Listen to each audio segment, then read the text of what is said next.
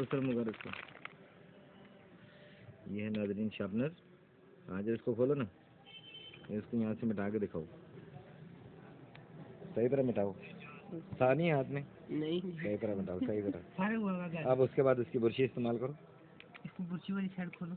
हाँ ऐसे साफ। ये देखिए नाज़रीन, ये बुरशी से सारा गंद इसका परे होगा। कभी आप सही काम नहीं करते, इसलिए आपके दांत जो है ना चिटे। अब वापस रख दें, अब रैपर में डालें वापस।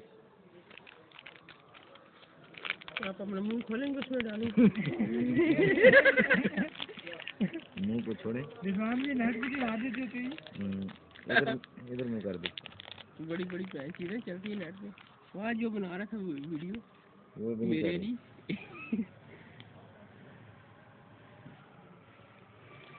काजी पे खत्म करूँगा ना। नहीं भाई, सो रहे हैं इस टाइम।